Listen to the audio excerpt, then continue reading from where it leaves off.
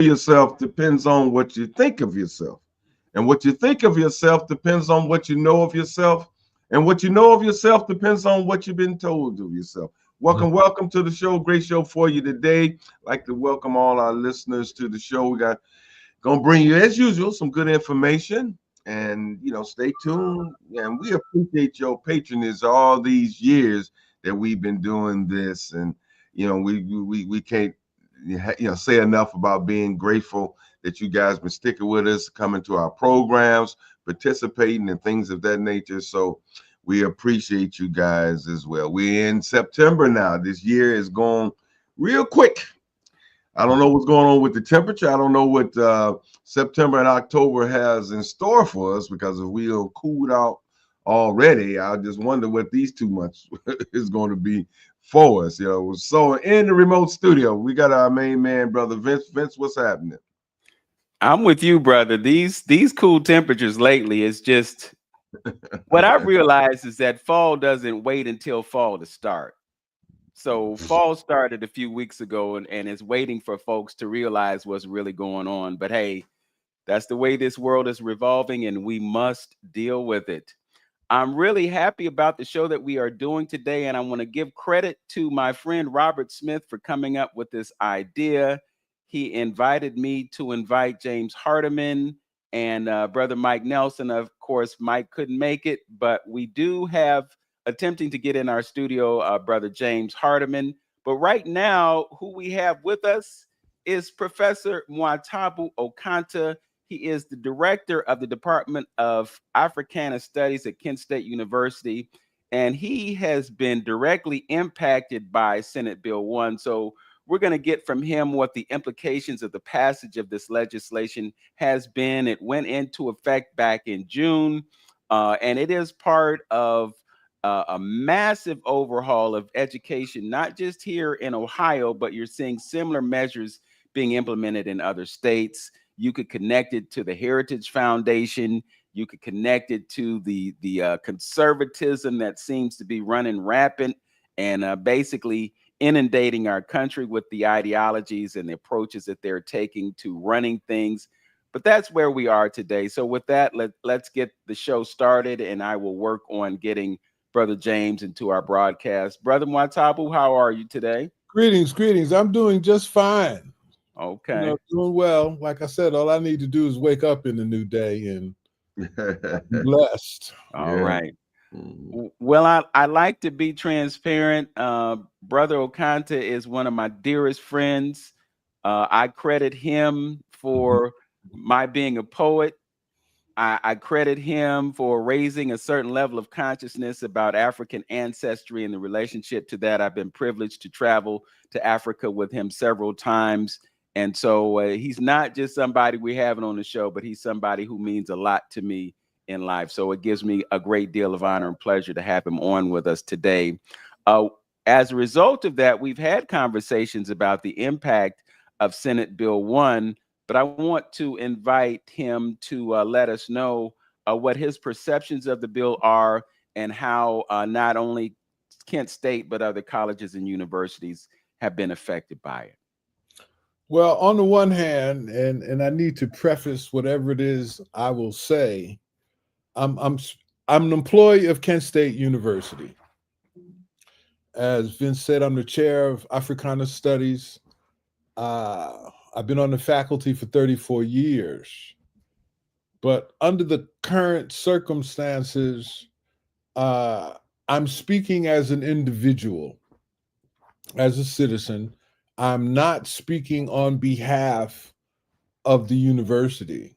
And that's one of the things that has come up as a result of SB1 and what is essentially an attack on free speech, an attack on free thinking, an attack on thinking in a way that's contrary to the status quo.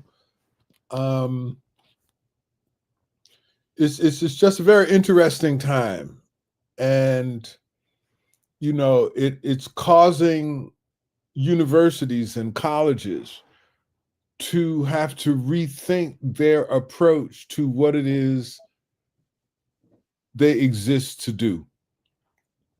And so that's happening at Kent State.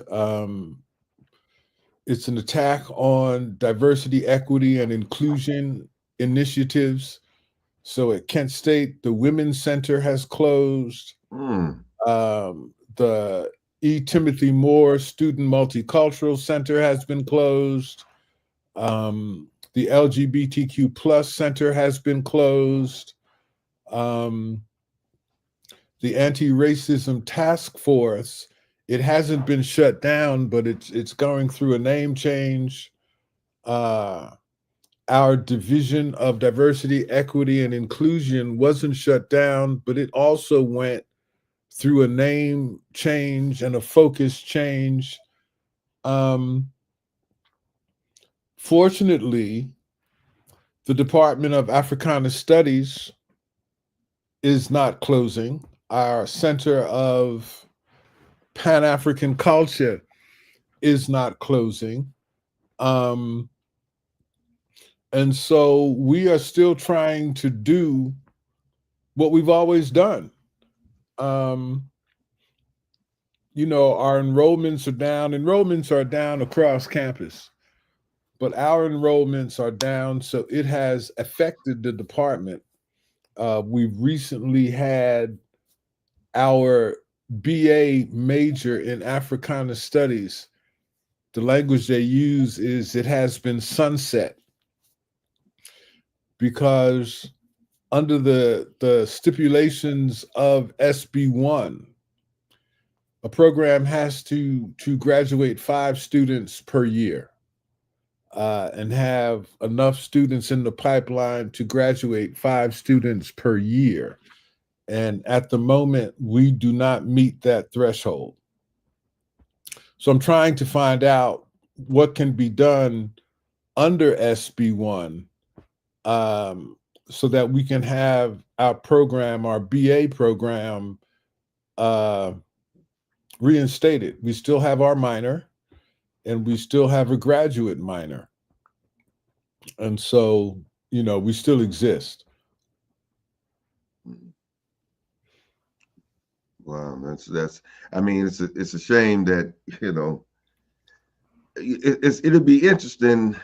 I guess if you go all the way back, and you've been around Oconto long enough, you go all the way back to maybe the 60s or something. But some of the stuff that we're looking at, you know, there's no template to follow it. You know what I mean? It's kind of like new frontier in a sense, you know, in this particular generation. You know, I know we dealt with some things in the 60s and civil rights and all of that. And a lot of these things we fought for. So we, you know, 40, 50, 60 years, we had to deal with this. It's just been, you know, gradually, you know, enhancing some things, you know, and now for this whole pushback is very interesting. So why would you think we're crossing this road right now? Because at this point now we got to look at what's going on with the country as well. Well, my perspective might be a little different in that if we teach a course sequence called the Black Experience. Black Experience 1 begins with the origins of humanity on the continent in Africa. It goes to ancient African civilizations, and it brings students to the slave trade. Black Experience 2 picks up with the end of slavery and then comes forward. It looks at colonialism in the Caribbean. It looks at colonialism in Africa, and how the African-American experience is a Pan-African experience, is a part of all of that. If we look at the end of the Civil War during a period called the Radical Reconstruction, 1865 to 1877, that's when slavery is abolished through the 13th Amendment to the Constitution, and the former slaves gain citizenship status. 14th Amendment to the Constitution gave them equal protection under the law and charged the federal government with overseeing the protection of their citizenship rights.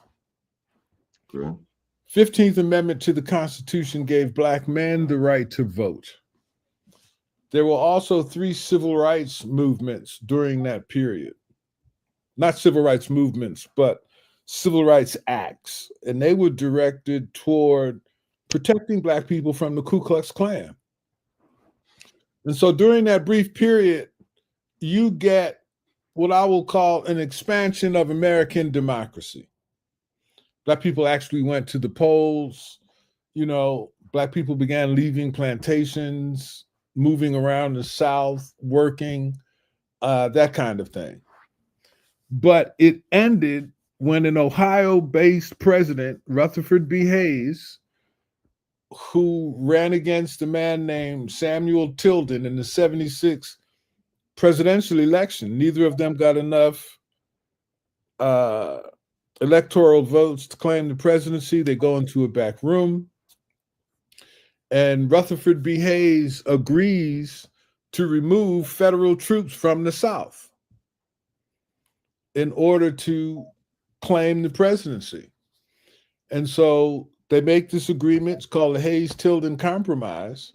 He withdraws those federal troops, which gave license to Southern legislatures to institute what would become the Jim Crow segregation system in the South. And by 1896, Plessy versus Ferguson from the Supreme Court, you get racial segregation as the law of the land. And so I'm saying that to say what they did then is similar to what's going on now. And yes, what's going on now is dangerous, it's frustrating, but we do have a blueprint on how to deal with it because our people have dealt with it. You know, scholars like Du Bois and Carter G. Woodson, if they can operate in the Jim Crow America, then I have no excuse to not operate now based on what they taught us. And so, you know, our people generated a movement after 1896, the Great Migrations, Black people leaving the South, coming to the North, the Midwest, going West, you know, starting companies, you know, Harlem Renaissance, all of these kinds of things, Marcus Garvey, you know, and so we pushed back. You know, so the civil rights movement in the 1960s, it didn't just pop up. It didn't just happen in a vacuum. Okay. And so what's going on now is an attempt to roll back all of that progress. Okay, good deal. And I'll end on this point. A former president of Kent State, Beverly Warren, said to us while she was president a few years ago that thanks to Black United Students and what was then the Department of Pan-African Studies, that's what opened the door for what she called other area studies programs at the university, that being women's studies, Latino studies, Native American studies, and similar kinds of programs. And so what's happening now with SB1 is an assault on all of that progress. So when Jerry Serino says Ohio colleges and universities are too woke, well, we know where the concept of wokeness comes from. And so we understand clearly that's a new code word for going after Black people and other peoples of color, waking up this nation to its own history, its own experiences, and its own inclusion, in the sense that the founding fathers never envisioned an America where white people would no longer be the majority. You can say that again. And so that's what's going on to me. Okay. We've been joined by attorney James L. Hardiman. He is a civil rights attorney, and he has quite a bit to share with us today. As a matter of fact, he and, as I said before, Robert, were the reasons that we decided to do this show. But I want to rewind just a little bit, Brother Okanta, because you spoke of a period in American history that does not get amplified to the extent that it should, because if it did, Black people would get a certain sense of how we were able to emerge from slavery and transmute, get into a much better position in life with the resources that we've had. And we've always done that. But can you talk about the significant progress that we made during that period that kind of required the powers to be to push back on our accomplishment at much like they did in Greenwood and Raleigh-Durham and other places in the country? For me, I think it begins with, we have to take a different look at slavery. You know, I say to my students, I teach my students, they didn't bring slaves from Africa, they brought Africans. That Europeans had no history or knowledge of growing cotton, of growing rice, of growing sugarcane, which means there is no way they could have taught their quote unquote slaves how to do these things, which means that African people were kidnapped and sold into slavery precisely because of the skills that we possessed. And so Yoruba and Akan artisans were working in metals, for example. So it didn't take Massa to teach us how to be a blacksmith. And so all of this skilled work was done on slave plantations. I just watched a thing on Thomas Jefferson. Well, yeah, he designed his house, but slaves built it. And so after the war, you now have a situation where former slaves are now entering into a job market competing with lower class and often unskilled white laborers. And it caused resentment because the former slave owners oftentimes preferred to deal with their former slaves because in their minds, their former slaves knew their place. Whereas lower class white people wanted to move up in their place.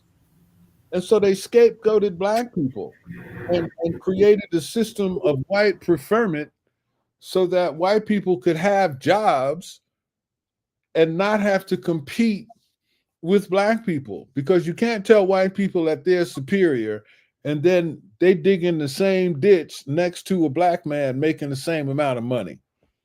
You know, that they just couldn't deal with that. And so Black people come off of the plantations understanding that we have to create our own communities, that we have to take care of each other, you know, in our efforts to make our way in this system called the United States of America. All right. Thank you for that. I appreciate it. And with that, I'd like to welcome to our broadcast attorney James L. Hardiman. Brother Hardiman is known by so many people. Everybody I talk to says, yeah, man, that's my attorney. You know, it's like, who doesn't he know? But he's also known for his involvement in the desegregation of the Cleveland public school system and being connected to the NAACP here in Cleveland. We could probably spend the rest of the hour talking about what he has done in Cleveland, but we'll save that for another time. How you doing, Brother James? I'm here. Okay. All right. Well, we're glad you were able to join us. And I want to start off by asking you about your thoughts about Senate Bill 1. Obviously, it's something that you're passionate about addressing right now.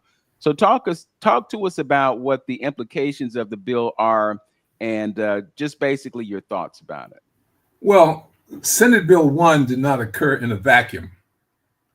It goes back to John F. Kennedy when he first talked about affirmative action. And there's a long, rich racist history that has occurred in the United States. As a result of that, the current president of the United States has decided that we should not address those kinds of issues because for some of his constituents and supporters, it's distasteful. It's distasteful to talk about the 1954 decision in which the Supreme Court said schools that are segregated are inherently unequal. It's distasteful to talk about Medgar Evers or the Little Rock Nine that tried to integrate Central High School in Little Rock, Arkansas. It's distasteful to talk about George Floyd. And because it's distasteful to some people, we should push that to a side and enjoin our universities from even addressing those kinds of issues. So in my opinion, this is a giant step backwards, or at least an attempt to return to a day when we didn't teach about what really happened, because on so many levels, it painted the American public in a bad light. But that's history. It's history that once upon a time we had to sit in the back of the bus. It's history that we had to accept segregation on the basis of separate but equal. All of that is the reality of what has occurred in America. Now, the current president apparently didn't like the fact that many people, many institutions were attempting to tell real American history. And so on his first day in office, he started to issue executive orders prohibiting anything resembling diversity, equity, and inclusion. So Senate Bill 1 is simply an extension of that philosophy. And pardon the pun, but I prefer to call a spade a spade. Senate Bill 1 is a racist piece of legislation. A racist piece of legislation that the governor signed and that has put a lot of our institutions in a situation where they will have difficulty deciding what they can teach, what they can talk about, how they can address current issues and historical issues. So if we are going to make America great again, maybe we should go back to the time prior to the importation of enslaved people from Africa. That's a ways back there. If we talk about the America that I knew, that I grew up in, I'm familiar with sitting in the back of the bus, having to sit in the balcony of the theaters, having to go to segregated schools. I'm familiar with that America. And if that's what the current administration considers great, then so be it. But Senate Bill 1 is really a bill that attempts to hide the reality of where we are. Mm-hmm. It's a censorship bill. Mm-hmm. It's something that the conservative base to which apparently the governor and the president are obligated to serve, it will make them feel good because we don't have to address issues. But it goes beyond race. Mm-hmm. It deals with a number of things, including gay rights, mm-hmm. including women's rights, including the rights of professors to strike, including the review that tenured professors have to go through or risk the possibility of being terminated. So I think it's a giant step backwards in its attempt to turn the clock back to a time when Black people had no voice, were excluded from the halls of justice, were put in a situation where even though they might have been a significant portion of the population, nevertheless, they were excluded from any meaningful positions. Mm-hmm. So even though we started down a path of affirmative action, we now know that the Supreme Court in many instances has cut back on the ability of colleges, universities, and employers to, in reality, affirmatively address civil rights issues. So I could go on, but it may be appropriate to stop right there. Okay. Well, one of the things that I'm concerned about is what we do now. You know, what should we be doing in light of the fact that these things are taking place? You know, Brother Okanta teaches people real history. Unfortunately, the students that are going to high schools and junior high schools and elementary schools, the curriculum, they're so tight that they don't really leave a whole lot of space to teach about us.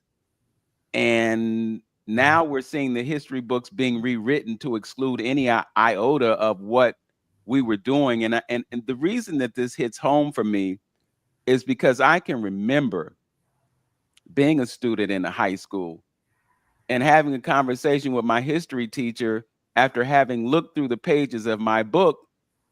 And I'm thinking, we aren't in this book. Mm-hmm. Why is that? We're talking 1975, 1974, actually, when I asked the question, where are we? And his answer to me was essentially, I can't teach you what I wasn't taught. So they've been really systematic about limiting our access to understanding of who we are. And I know that that's part of this agenda. You know, they don't want Black people to wake up to the power that lives within them. Right. When you look at the history of this country, what would this country be without us? I'm reminded of some statements that Jillian Johns made a couple weeks ago about the small number of white people that were slave owners, and she tried to minimize it. She tried to make it seem as though white folks aren't profiting or benefiting from what those enslaved people did for all those years and what that system did to prop up this country and make it the most financially successful country in the world. So I'm just wondering, you know, and we've pretty much been clear about the motivation on their part, but the real question in my mind is, what should we do? Well, Vince, you went to school substantially later than I did. My understanding of American history, at least insofar as it applied to Black folks, is enslaved people were brought from Africa, and we fought a war, and Abraham Lincoln freed the slaves, all in one paragraph. Okay. Okay. Subsequent to that, there was a movement to teach real American history and contributions that people that look like me and you made to this country. And that frightened a lot of people. And now there's an attempt to go back to a time we didn't have this Negro problem. Of course, I'm being facetious. But now the question is, since the conservative majority controls the House, the Senate, and in fact, the state of Ohio's legislative body, what can we as a community do? My position is that, just like my Jewish friends say, never forget, we must never forget. We cannot ignore what has happened. We should be working right now to start developing strategies to repeal that racist piece of legislation. We should remember that back in the 60s, our brothers and sisters that were committed to the struggle demonstrated in the streets, litigated in the courtrooms, and demanded equal justice. This Senate Bill 1 is nothing more than a blimp in history. And we have to work hard to have it repealed. And the first piece of that is we've got to educate people as to what it is. Because unfortunately, a lot of us kind of slept the issue and didn't go down and testify as to its real impact on the Black community. So we've got to, one, educate our people. Two, we've got to develop strategies to have this repealed. And three, we've got to decide whether or not we're going to litigate this issue. Now, I bear no misconceptions about what the courts are like. The Supreme Court is controlled by Trump's conservative majority. But that doesn't mean that we can't start the fight. Doesn't mean we can't sow the seeds. Doesn't mean that we can't educate our people as to what this really means to us. And go back to a time where we teach our people what they need to know, particularly about this bill that, in my opinion, is racist in nature. Okay. Now, on the one hand, I agree with everything James Hardiman has said. On the other hand, in terms of educating our people, I think we have to expand that education. Harold Cruz, in a book called The Crisis of the Negro Intellectual, points out, and his book is an analysis of Black leadership trends from the left all the way to the right. And he argues that coming out of the slavery period, there were two, what we could call philosophical orientations coming out of the Black community. One, and he says Frederick Douglass could be considered the father of one, and that became the civil rights movement. And it encapsulated what the civil rights movement has always been about, that we are citizens of this nation by birth, and there is no other criteria to define our citizenship and all of the rights that should go along with that. But Douglass had a contemporary. His name was Martin R. Delany. Among other things, Delany started something called the Niger Valley Exploring Party.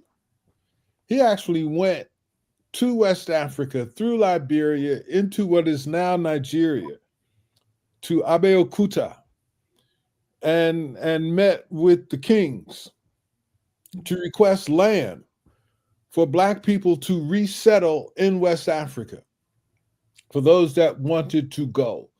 Because after slavery, nobody asked our people what we wanted to do. You know, and some of our people, had they been asked that, get me out of here. Let me go back to where we came from. Okay. And so what becomes nationalism and Pan-Africanism comes out of that. And yes, we should litigate, but in the meantime, we need to create our own institutions. We need to create our own educational centers. We need to turn not just our churches, but our mosques, our community centers into places where we can teach our young people and our adults our true history, our true culture. And you know, we got people now in our communities, and Don Freeman used to say this all the time. He used to say, we don't need to march on Washington. We need to march on our communities of our wealthy people. You know, when I drive past the African American cultural gardens, there's no excuse that our cultural gardens should look the way it looks when I drive through there. We got enough resources to come together to do something.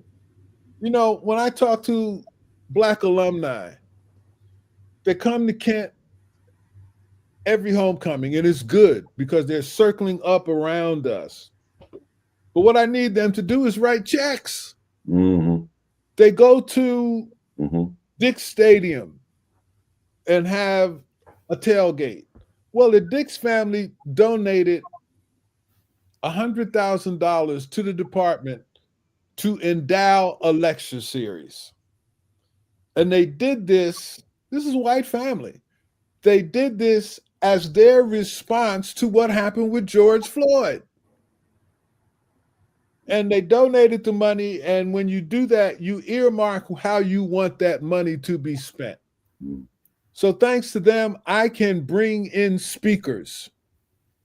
Now, as it relates to SB1, and I raised this in a meeting with the provost and the president yesterday, because now SB1 says the university is responsible for presenting both sides of an argument. And so I asked, well, if I bring in a speaker to talk about reparations, will I then be responsible for bringing in a speaker who opposes reparations? No, I won't, but the university has to do that. Okay, the university has to do that. So what I'm saying, there is space in SB1 for us to continue doing what it is that we do. It doesn't affect our student groups. They close what they call the identity centers around campus. But Black United students can still exist as Black United students. The Palestinian group can still exist. The Native American group can still exist. The LGBTQ plus students can still have their organizations, and they can still do what they do. According to SB1, I cannot spend department operational funds on student programming. But there is an allocations fund for students where they can bring in speakers, do their programming.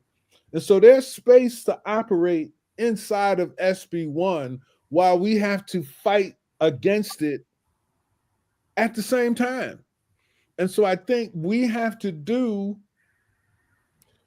just because the universities can't celebrate Black History Month, that doesn't stop us from doing it.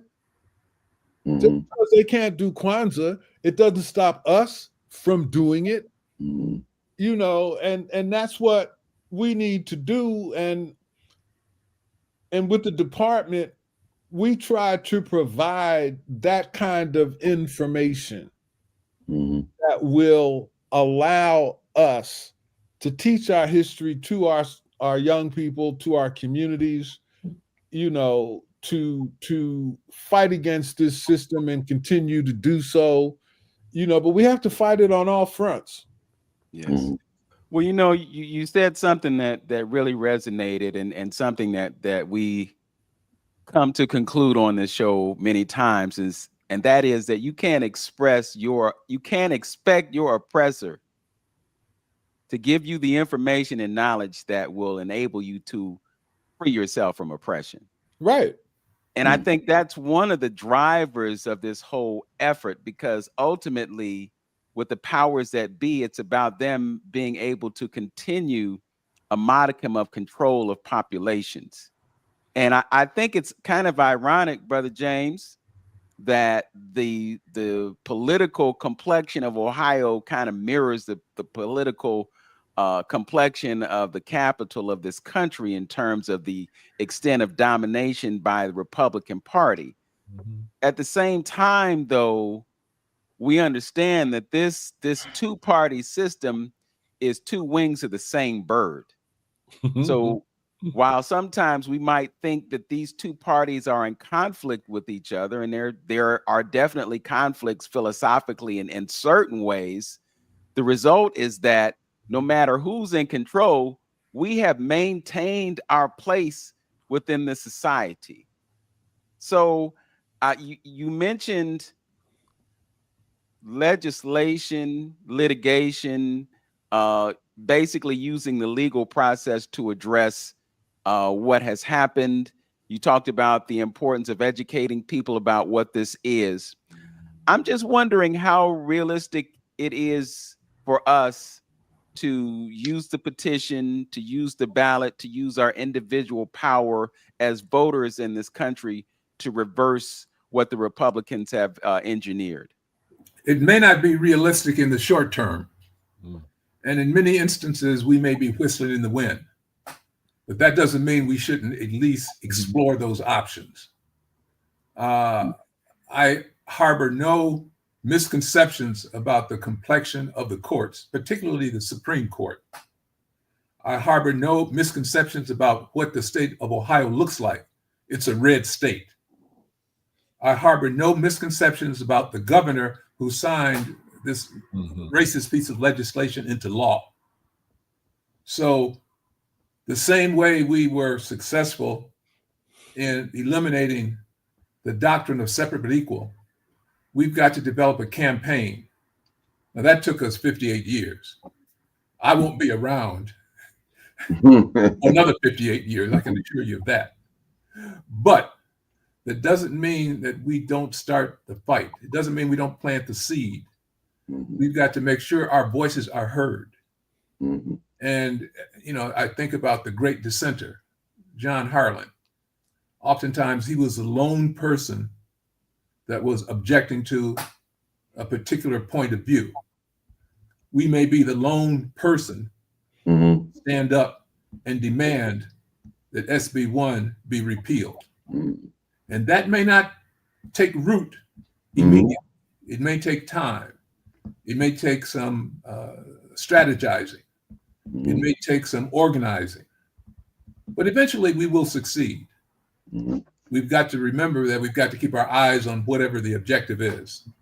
On the prize. The prize is to make this a pluralistic, multicultural society. This has not occurred. Our controllers have not permitted it to occur. Yes, we made some tiny steps, but for every step forward, we make 4 or 5 steps backwards. As I said before, Kennedy was the first one to use the term affirmative action. Johnson signed into law the '64 Civil Rights Act. We had a Voting Rights Act. Those were all steps in the right direction. It didn't get us across the finish line, but it pointed us in the right direction.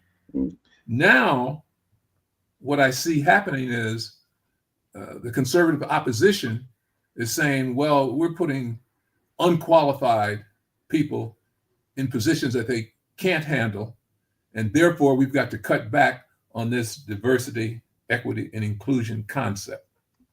We've got to let people know that we're not putting or expecting to put unqualified people in positions. We're expecting to include people that have historically and traditionally been denied the opportunity to participate in the American dream. And it may not happen in my lifetime. Hopefully it'll happen in my children's lifetime. But I think we've got to start the fight. We've got to realize it's going to be a battle, and it's not going to happen overnight. But we've got to start talking about litigation, which is a significant undertaking. We got involved in school desegregation back in the 70s. It went on for 25 years, and now the schools are more segregated than ever. We started talking about police misconduct. And then we have Tamir Rice and George Floyd. So for every step we make forward, somebody's trying to pull us back. But that doesn't mean we should accept that. I think that I'm a realist. I know the obstacles that we're faced with, but that doesn't mean we give up the fight. And I think moving forward, we've got to just double down, recognize who the enemy is, and fight until we get change. Okay. Let me, I'll interject a few things. You know, that worries me, you know, as far as our approach and our attack and how we're going to do it. The reason I say it worries me a little bit, because if you think about a lot of those protests and accomplishments we had for our civil rights back in those times, you know, we as a people was a little bit more close-knit and more Afrocentric. When you think about coming out of the 60s with the dashikis and the culture, and kind of realizing where we were at that particular time, and coming from the 50s and all of that, we had some, you know, some little background push to help us get through some of that. These days, I worry that, you know, we're not standing on that type of ground like that we did in the 60s, that allowed some of these things for us to work collectively to do some of those things. That's the first thing I'm worried about, where we at, because with the invent of all this new age stuff and technological stuff, it really put us to sleep, and therefore putting us in the position that we are in right now. Now, I, you know, always preach and taught the the 7-letter word called culture. You know, other groups may not be affected as much as Black folks just because they have a common culture. You know, it's possible to be in it but not of it. It's possible to be a system and have a system and a culture inside of another culture. You know what I mean? To where you're working like the Jews, you're working like the Native Americans, you're working like the Indian people, and the reason they're able to do those things is because they had a common culture. And I think that's where the education kind of like comes in, because you're not a force. You're not an economic force. You know, we'll march and we'll do those particular things, but this country understands power and money.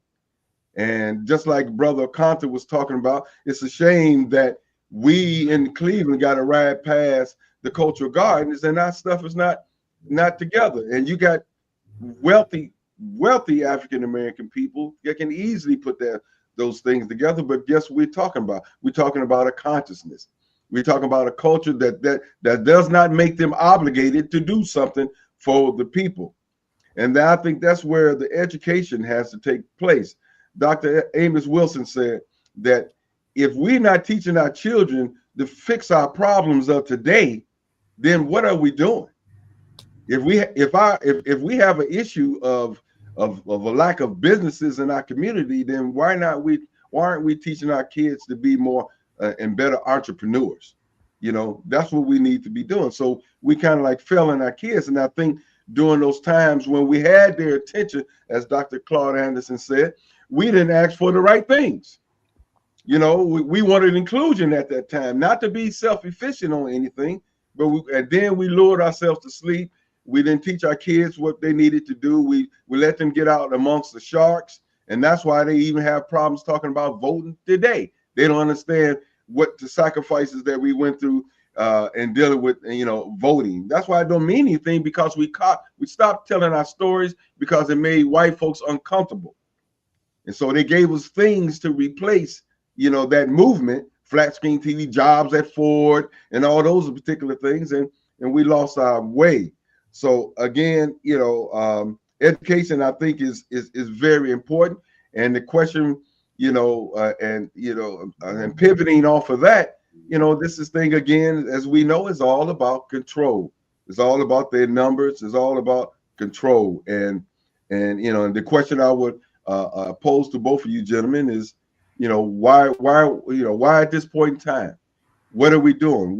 And I think maybe, you know, the people who may not be paying attention, if they understood exactly what's going on and why, you know, this man wanted to return and want his country back, we might light some fire under some people into doing something and educating themselves and pulling themselves together. If you're just joining us, you're listening to 360 Info Network right here on AM 1490 WERE. Our guests are Professor Mwatabu Okanta and civil rights attorney James Hardiman. Do either of you want to address Brother Hamtonio's most recent question? I think what I like about the Harold Cruse book is he argues that our leadership from the left through the middle all the way to the right needs to come together and come up with strategies and a plan to get our people out of this mess. And so in that regard, what Brother Hardiman is talking about is a part of that strategy, but it can't be the only strategy. My paternal grandfather, although I never met him, he died before I was born, but I was told at my uncle's funeral that my paternal grandfather was into radical ideas. And in his time, those radical ideas would have come from Marcus Garvey. Garvey was able to see that Black people are on the bottom all over the world. But when he came to the United States, he saw that Black people in the United States, yes, we were in a depressed state, but at the same time, we had access to things that Black people in Africa, the Caribbean didn't have access to.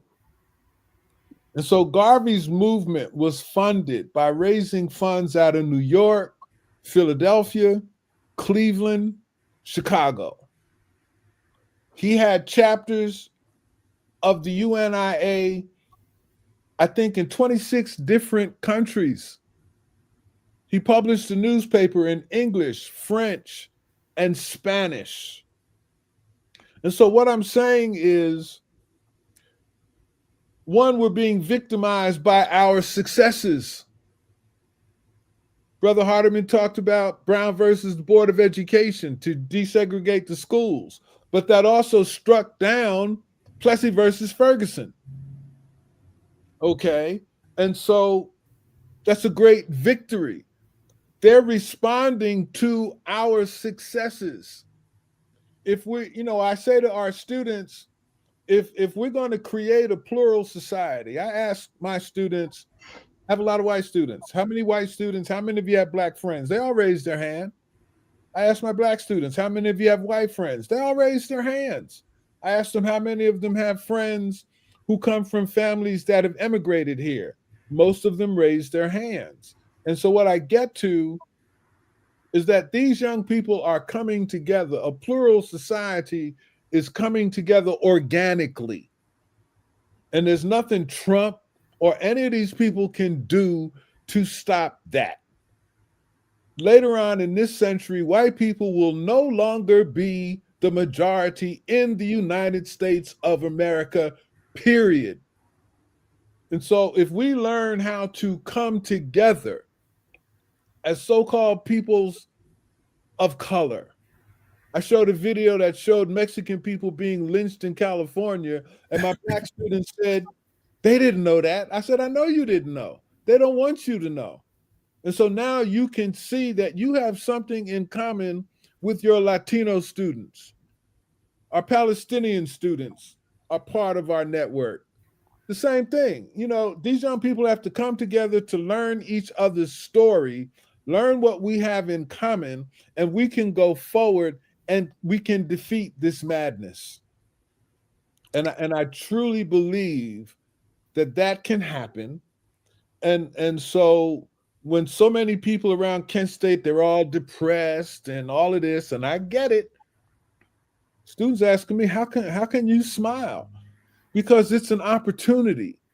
Sometimes we have to lose something in order to appreciate what it was, and then how to figure out how to get it back. So students are coming on campus. These centers are closed. The only place they can come to is Oscar Ritchie Hall. And so now it's an opportunity for us to bring these students together in terms of our own experience and to move forward. Because we can't give up. People talking about going to other colleges. This is happening all over the country. Right. So we got to deal with it where we're at. And I think our history teaches us and has laid a foundation, a blueprint of strategies. So we need to be just as conversant in Martin Luther King as we are in Malcolm X. We need to know Rosa Parks. We also need to know Fannie Lou Hamer and Queen Mother Moore. We need to know Kwame Nkrumah, et cetera, et cetera, et cetera, because they've all laid it out there for us, and we can do this. Yes, we can do brother. Brother Okanta, you talked about kind of a multiculturalism that has evolved. I've been privileged to attend some of your classes, and I know that it's not always a case where it's all Black students. Mm-hmm. I also want to just mention that Oscar Ritchie Hall was a place of refuge back in the 70s.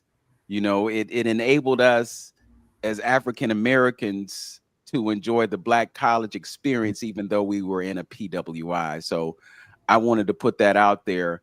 We have just a few minutes before we make our transition to YouTube and Facebook exclusively. But I wanted to talk to Brother Hardiman about the idea of the necessity to have alliances in this effort to educate people about SB1 and to engage them in the possibility of a repeal. It's no secret that most of us live in the major cities in this country, in this state. You know, so when you look at Cleveland, Columbus, Cincinnati, Dayton, that's where we live. You know, we're not so much in the hinterlands, but you can find Black folks all over the state. I mean, you know, we're in the remote areas, but not in large numbers. But I'm just wondering, from your perspective, if this effort is going to require more than just us. And I'm also mindful of the fact that there are white folks that get it. Mm-hmm. There are white folks who have read the books that are being banned and enjoyed those books and got something from them. So I'm just wondering, is it possible that there might be some alliances that could actually add fuel to a repeal effort? We got about 2 minutes. Okay, I think it's not just possible. I think it's necessary. I'm reminded of Carl B. Stokes when he became mayor of the city of Cleveland.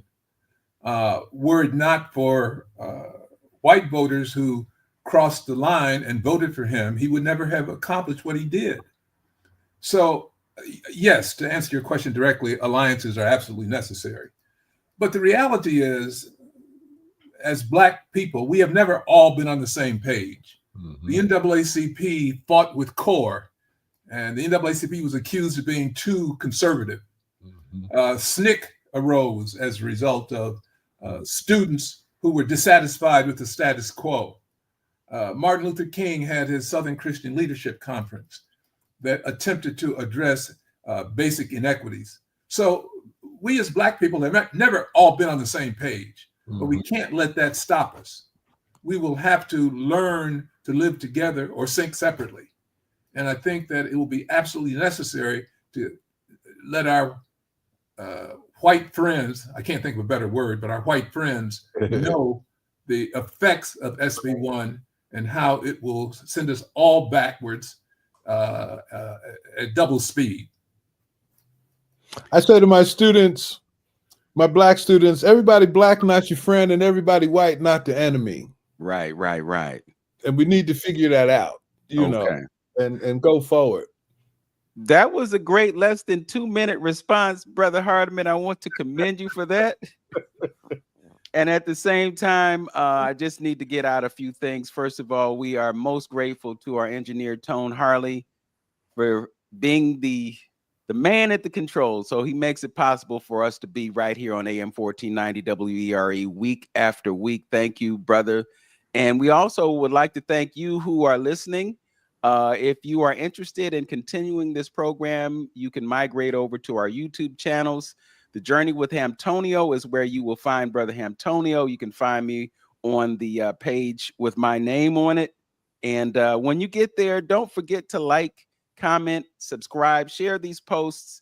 It definitely helps us when it comes to the algorithms. With that said, as always, know yourself, love yourself, be yourself. Make it a great day, y'all. Peace. Thank you. All right. It is 12 o'clock noon right here in Cleveland. In this part of the world, don't know where you are. We are privileged to have people watching us all over the world, and it's a great thing to be able to bring this type of knowledge to you. You're not going to find this on mainstream television, mainstream radio, and this is one of the reasons that a broadcast like this is so valuable. We have with us two very distinguished gentlemen, one in the field of education and the other in the field of law. If you didn't know, James Hardiman was involved in the desegregation of the Cleveland school system way back when. And Brother Okanta has been a professor. He has been involved in Pan-African studies, Africana studies. And I'm always amazed at what he remembers about history. You know, I can remember, and I took a writer's class from him. I wasn't in a history class from him, but I've just been privileged to benefit from his great knowledge of history. And just looking back at history, Professor, you know, you talked about what happened after Reconstruction. You talked about the crisis of the Negro intellectual. And I remember you told us about that book way back when, you know. And then the other thing, and I've shared this publicly, but I'll share it again. I remember back in the day that the word that I heard you use so often was implications. So we're watching Face the Nation, Meet the Press, and we're thinking about implications. So fast forward to 2025, and we're having a conversation with attorney James Hardiman on the implications of Senate Bill 1. He suggested to us that we at least consider repeal. And I will say this, within the past few years, we have actually seen the voters of this state express their power through the vote. So it's not impossible. It depends on what the issue was. I think the issue was the sale of marijuana. And the people of the state made it known that this was something that they wanted, and they got it. And even after that, the Republicans decided that they wanted to change what the people asked for. So we find ourselves against the adversity of people who are running our legislatures to advance their own interests instead of the interests of the people. And I'm just wondering, is this an exercise in futility on the part of the people, or is this something that's necessary for them to understand and galvanize and exercise their power as citizens of the state? Brother James? Well, first of all, if we were discouraged just because someone said it was an exercise in futility, we would not be where we are today. I grew up in a time when, in the city of Cleveland, all the Black folks lived on the east side. Now, as I drive through some of our more prestigious suburbs, outer ring suburbs, I see Black people everywhere. I grew up in a time in which the Cleveland schools were segregated, not on the de jure basis, but on the de facto basis. I went to a college that marginalized the few Black students that were there. This was not in the South, this was in Berea, Ohio. So I'm of the opinion that if not now, when? If not us, who? So we've got to start to realize that we are in a battle. We have got to recruit young people, old people, committed people, activists, academics, in helping us to address the problems. Because if we don't work together, we're obviously going to sink separately.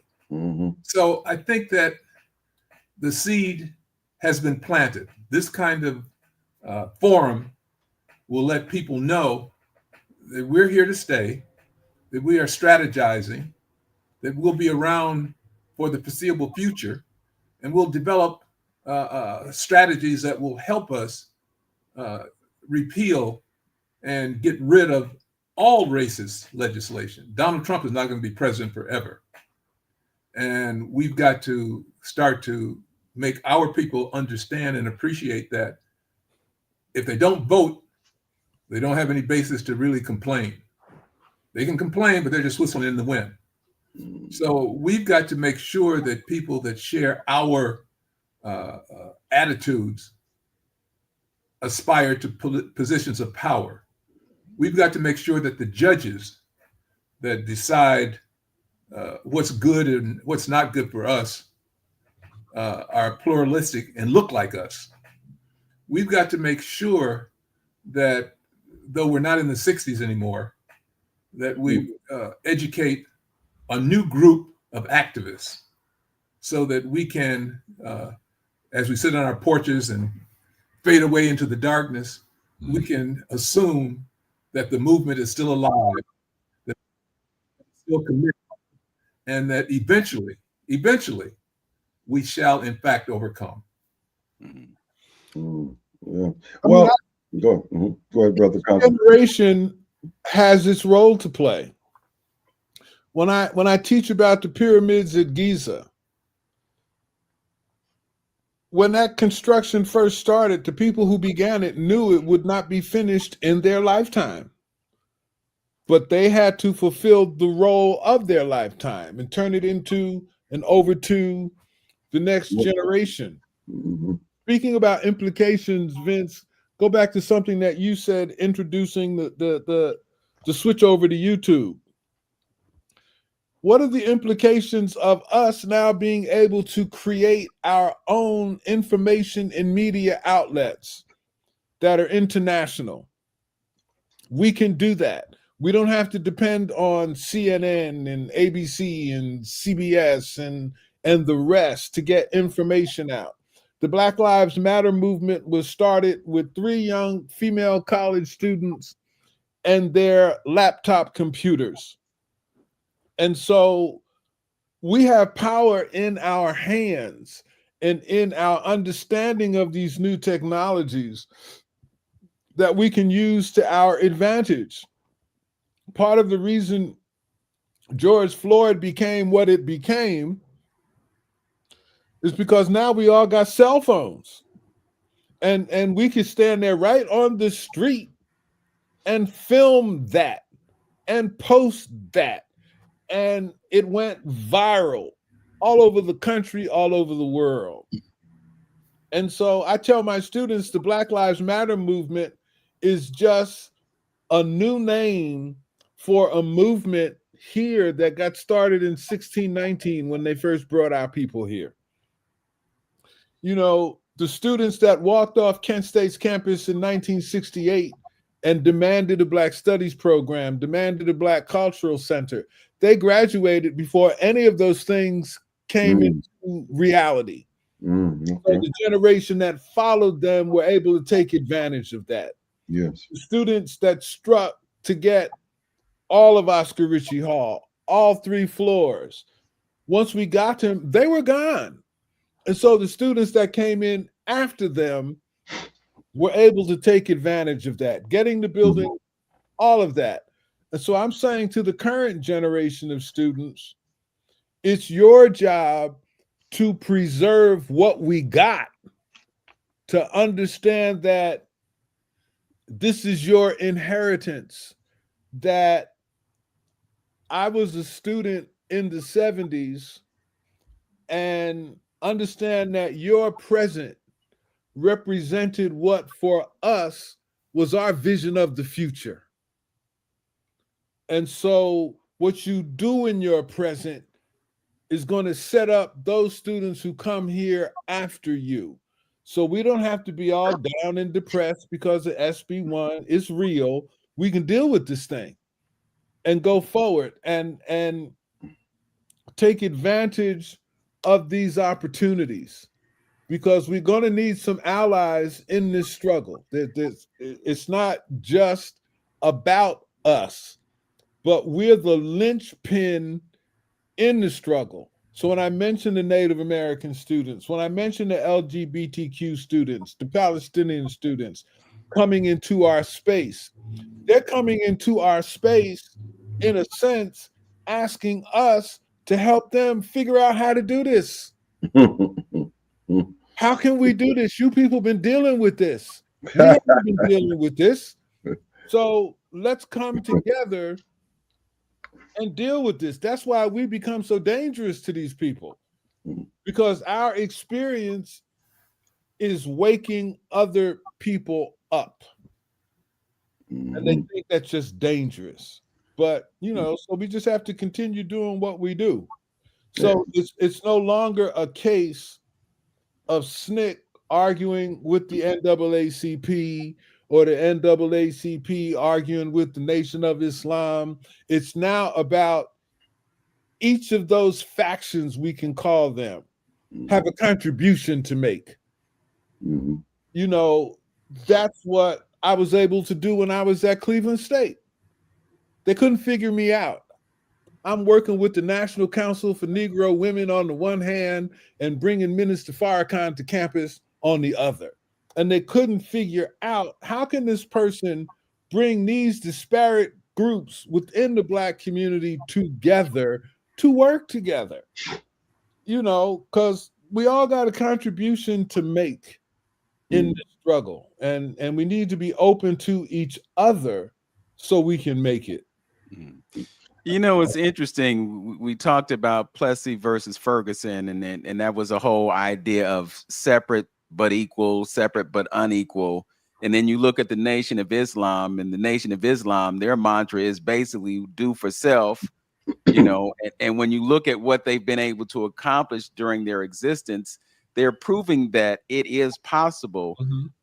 You talked earlier about using the mosque, the church, these other institutions as places where we could facilitate education. I'm just wondering what that would look like from your perspective. From my perspective? Yes. One of the instructors I had when I was a student in Kent was Ron Daniels. And it was Ron that introduced me to the Harold Cruz book, The Crisis of the Negro Intellectual. And what Ron taught us, if we wanted to be activists, if we wanted to do the work of our community, that first we needed to understand the diversity of our own community. And so in order to work with people in the Nation of Islam, that meant I had to study the teachings of the Nation of Islam, not to believe them for myself necessarily, but to be able to go into the temple and speak to the people at their level. I had to be able to go into a church and speak to the people at their level. I had to be able to go to the Murtis H. Taylor Center and speak to the community people at their level in order to kind of bring all of this together. And so he made it plain, and Brother Hardiman has mentioned that. We're not a monolithic people. You know, we're not always thinking the same things. And he talked about we're not always on the same page. And that's true. But my attitude is there's not necessarily something wrong with that. We don't need to be on the same page, but whatever pages we're on, we need to be in the same book. We need to be in the same book, and we're going to get there. You know, we'll get there. And so we need to learn about each other and learn how to respect each other.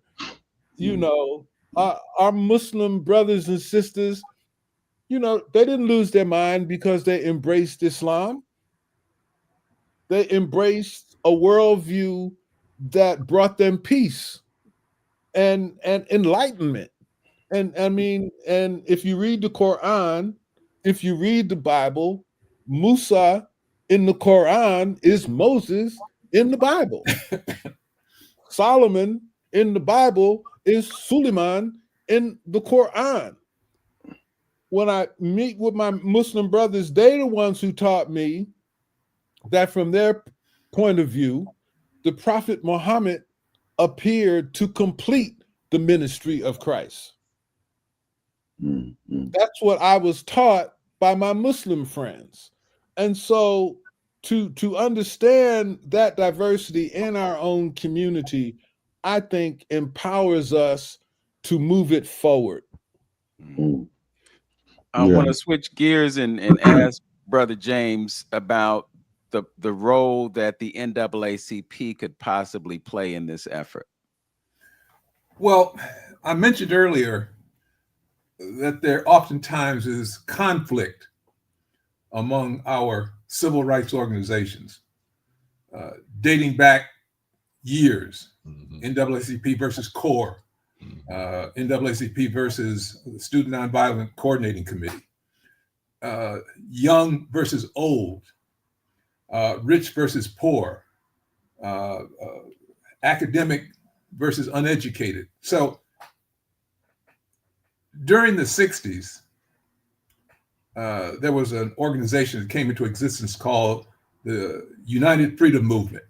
And it came into existence to address the segregated nature of schools in the city of Cleveland. And it was a coalition organization. The NAACP, as it turned out, was the chief spokesman, but by no means the chief architect of the strategies. So from my perspective, it's not just the NAACP dictating how the movement should look. If the NAACP is so inclined, they can be the catalyst for bringing various groups together, be they Christians, be they Muslim, be they Jews, be they young, be they old. But I think we've got to recognize the fact that there is a vacuum of leadership. When Carl Stokes was elected mayor, he was able to bring together a variety of different groups and factions to address the political issues that were important to him. We've got, in my opinion, to strategize along those lines.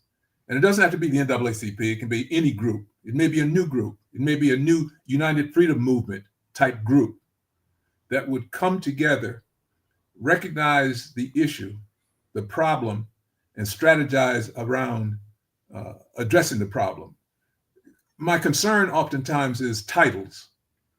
If we say, well, the NAACP is the oldest and most committed civil rights organization in the country, then we are exalting them to a position that they may or may not be in a position to uphold.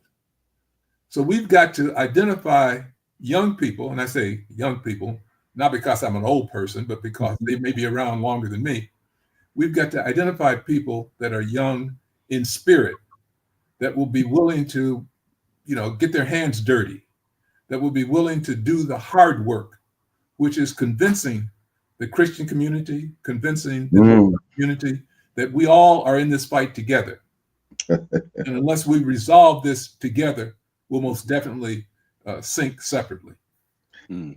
Well, you know what? Yeah, again, as far as these our modern day Black folks, we tend not to move unless there's some fire up under our behind. True. So you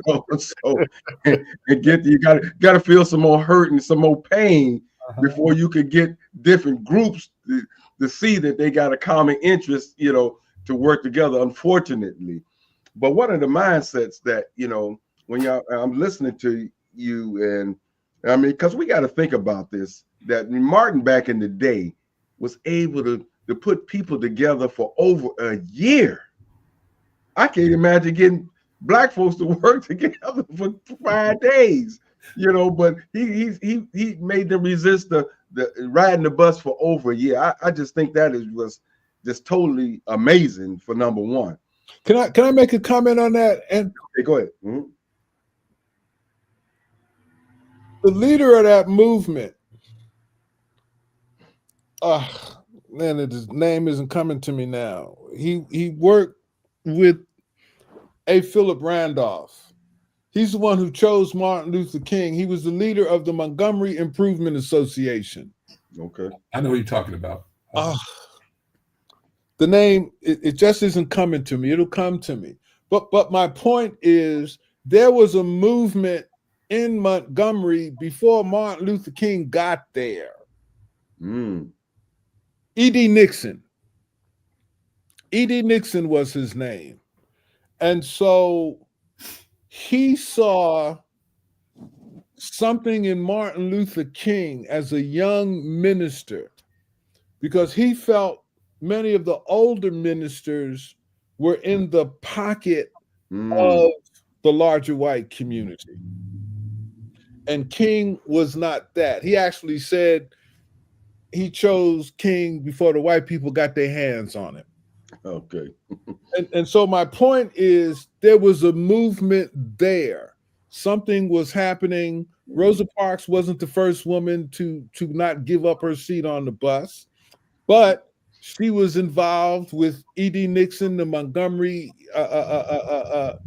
movement, and she had the capacity, and this brings us back to James Hardiman, she had the capacity to go through the legal process that had been instituted by Thurgood Marshall in his role with the NAACP.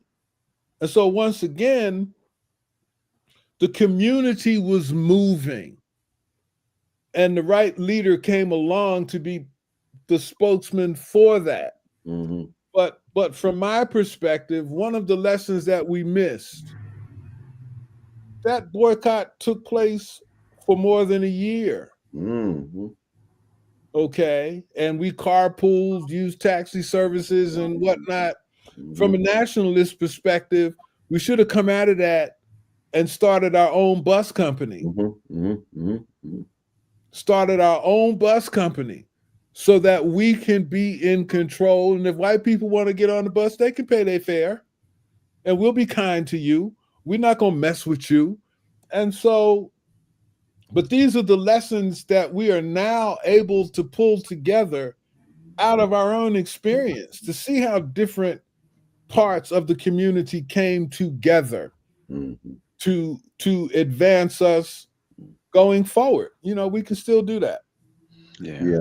And that was and you absolutely, you know, like I say, it's amazing that took place like that, and we was in the right and proper cultural mindset to stick to that. I mean, it's truly amazing. And you know, I guess they had it in their mind that'll never happen again. But one thing I wanted to say is that something, you know, I went back to what something Dr. Amos Wilson said about moving forward and having the right mindset as well. Because sometimes I know I do it a lot, it's focusing on our opposition more so than focusing on ourselves as a group of people. You know, he did this, white man did this, white man, you know, and the moves he made. But easily what could happen, you know, what Dr. Amos Wilson said, stop focusing as much on him and focus on yourself. Because if you change yourself, like they decided to do something different as far as the buses is concerned, you change yourself, he has no choice but to change, because he would change because you change. He the way he is because you are the way you are. So change yourself and your reality, and he has no choice but to change because you change. He can no longer ride you, you know, if you're standing straight up, you know what I mean? But if we keep operating in the way that we are operating right now, he's going to keep running the same play and doing what we do. And that's why culture and consciousness, to me, is one of the top keys to us getting up out of this situation. Is we got, unfortunately, fire has to be put on our behind for us to move. Some hardship has to take place and things of that nature. But so we can all get together in those groups that you're talking about and deal with what we have in common that is in front of us at this point to face, you know. So again, but consciousness and the right mindset and culture has to play in that equation, I think. Okay. You know, you mentioned the fire, Brother Lynn, and you know, I'm reminded, and somehow it always comes back to money. But the issue that we have right now is that people existing in a fight or flight mentality are focusing on the next meal and not necessarily the deficiencies of our education system. And the truth in many ways is that the education system traditionally has failed us. There are some of us who have gone through this process and emerged with a greater understanding of who we are and what we are supposed to do, and you know, live in our purpose and navigate a successful life.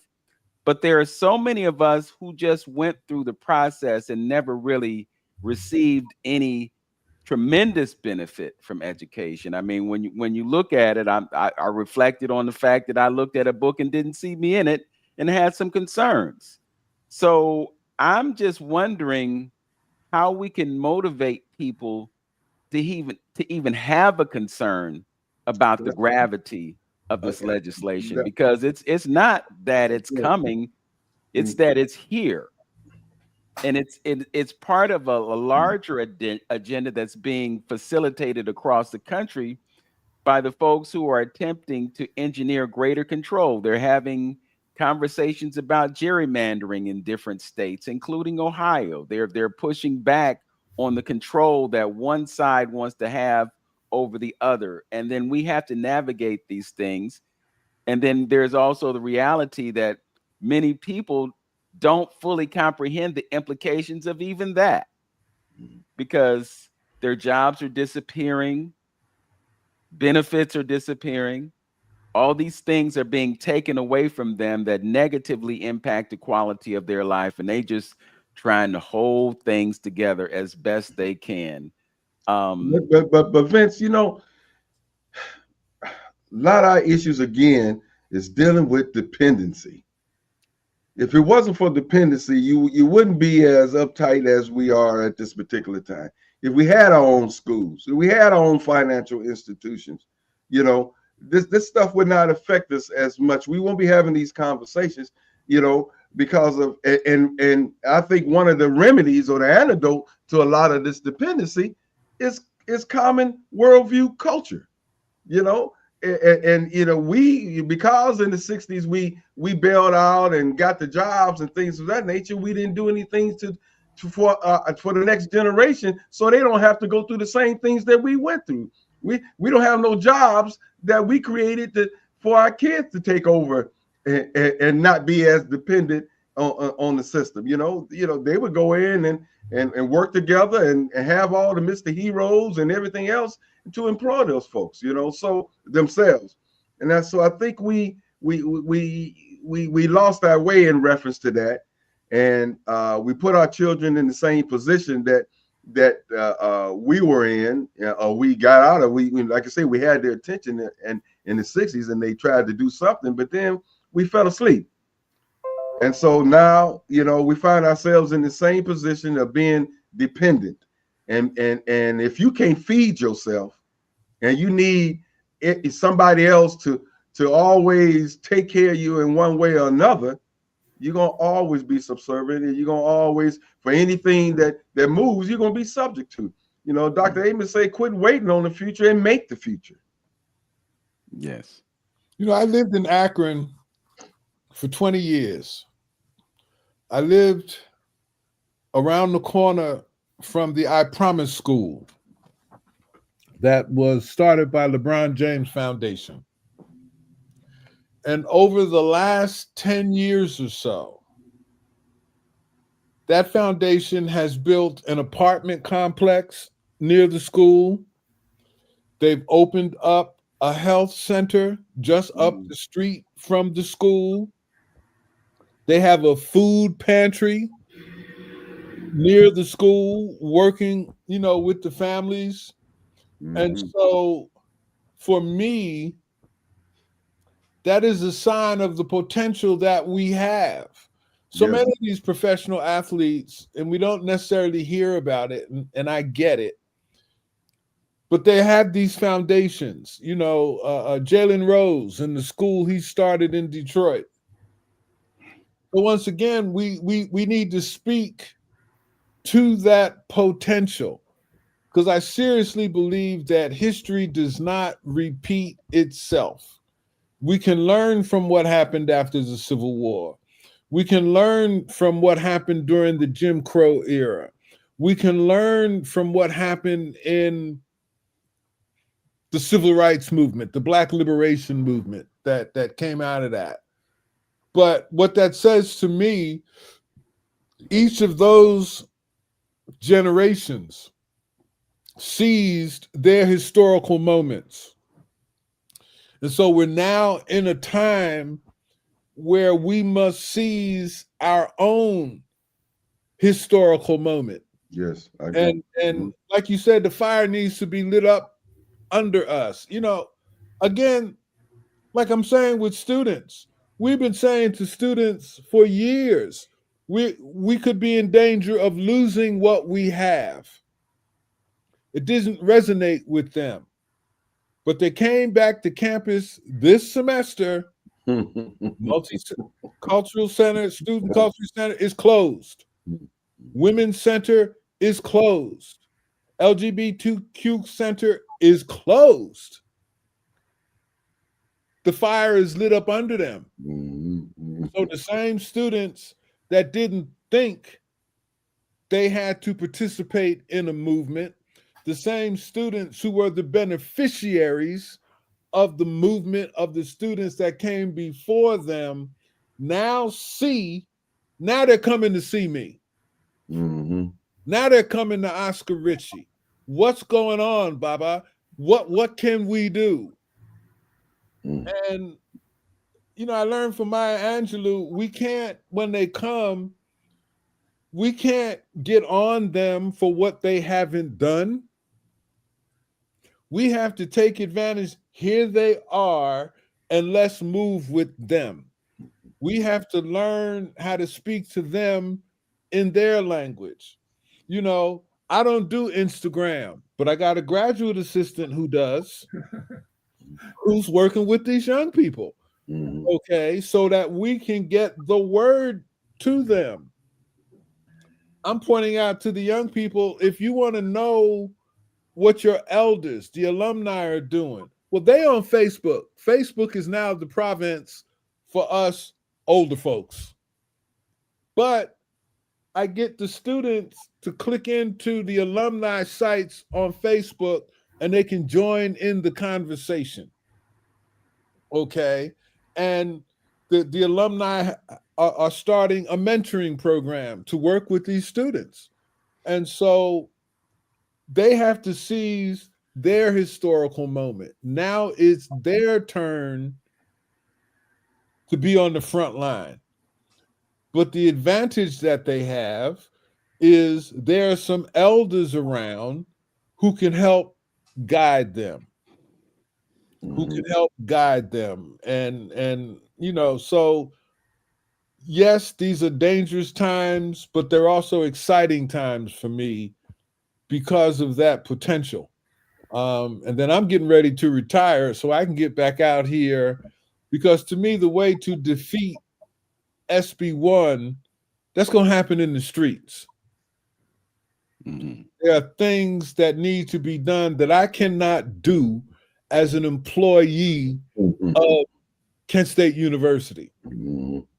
But as an artist, as a citizen out here, I can take part in the movement. I wrote a new poem this morning about this kind of craziness. So, we have to use all of our talents, our educators, our attorneys, our business people, our bus drivers, our cooks, our poets, our dancers. We all got a role to play in this. Yes, our police officers. We all got a role to play in this. Brother Okanta, I have the poem that I told you about the other day. If you want to get your poem, I invite you to do that. Then you can put your artist hat on, and I'm going to do my poem as well. And Brother Hardiman, if you have any final thoughts that you want to express, please keep them close to mind so that we can get your perspective. Okay. This is called Fear of the Other, and it begins with a quote from Fannie Lou Hamer. Sometimes it seems like to tell the truth today is to run the risk of being killed. But if I fall, I'll fall 5 feet 4 inches forward in the fight for freedom. Fannie Lou Hamer. Fear of the other is not new. It is infused in and through the body politic. ICE agents execute raids in Cali strawberry fields, while most Americans just eat their fruits and vegetables with no thought for the faceless ones who do the picking. Would-be King 47 never shops for groceries. Kindred Afrikaner Elon fussed, financed smug Trumpian arrogance into same old American sickness. Who will the MAGA cult scapegoat next when they see skyrocketing prices or empty shelves?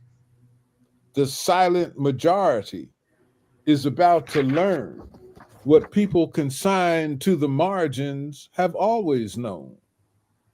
America is what America has always been. Mm-hmm.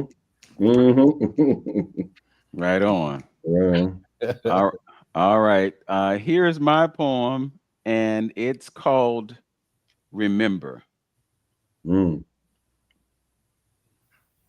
Behind the mask, where truth has its home, shame and fear and guilt flourish for many, compounded by the external forces that amplify their frequencies, affecting every cell in one's being. Sirens scream nightly and daily, constantly reminding someone's facing uncertainty. Earth, Wind, and Fire said, hearts of fire creates love desire, take you higher and higher to your place on the throne. There, you will find it when the kingdom resides in your mind, ascended to a place where memory returns one to glory, discovery of what we knew before the fall, and now remember. So remember the time when Starlight found the king's chamber for the first time at Giza. Remember the time when Queen Nzinga stood defiantly against Portuguese powers that be so her people could be free. Remember the time Marcus Mosiah Garvey organized the masses like never before. Remember the time the Moors rescued Europe from the Dark Ages, bringing civilization to those who knew it not. Remember the time when the Godfather of Soul said, say it loud, I'm black and I'm proud, and Negro found its deathbed. Remember the time when Tommy and John raised black gloved fists on a world stage and pissed off a nation, followed by Collins' 49er knee in A Star-Spangled Sea, followed by Derek Chauvin's knee to the neck of another black martyr not named Malcolm or Martin. Remember the time when Wakanda woke up sleeping melanin, clearing vision temporarily only to see reality creep back to the scene of the status quo until one day in Montgomery. The matrix flow that one can escape when they break the code. Remember the time when Saturn and Jupiter had an impactful encounter that caused a seismic shift, continuous restructuring and expansion, simultaneously having and having not, unprecedentedly transferring wealth like never before, making the poor poorer. Remember the time the richest man on the planet was an African named Mansa. Let it sink in. Not even Elon can eclipse him. Remember the time when your third eye opened wide and your slumber subsided and the old you died then. Remember the time, your time to shine. Remember your light beams within. Find your light and you'll be all right. Find your light and remember. Okay. Yes. Hold on now. Y'all ain't gonna be reciting no poems and I ain't gonna say nothing. Hold on. I got one for you though. I only wrote two. I was inspired to do this after a debate at my job. We need an antidote. As I lay here in bed and reflect back on what was said, I wonder what be going on in people's head. We all agreed that we got a common enemy, but no 911 calls are made for this emergency. Forever our leaders have been telling us to wake up from this coma-like state of mind. Could the master be drugging us? We walk around daily as if nothing is wrong. When will we see the attack? Maybe I'll put it in a song. A nation divided will never stand. Should I remind you what they have done to the motherland? Now, I know some of us don't want to claim that horrible place. You know, the one the system had made you turn from her in disgrace. Wake up, my people. We need an antidote. What has to be done before you know that you're at war? Do you have to see it shown on TV like you're watching a basketball score? Many of our leaders have to die before you realize the deal. My bad, some still locked on reality TV like that crap is for real. But I must pull the plug in order to get your attention. I'm trying to save you from this 2025 lynching. Please, somebody, we need an antidote. I know this problem started from some time ago when invaders came in speaking a foreign lingo. Our people are spiritual and welcoming a stranger, but these were people of a different nature with a different kind of danger. We should have learned from the past. History tells us a lot. A few thousand years of oppression. People, please, when will this madness stop? How come we don't circle the wagons when being attacked? For us not to do this is proof that our brains have been hacked. It saddens me to see that the wizard is in full control and these Negroes are doing whatever he is told. I must say it again, we need an antidote.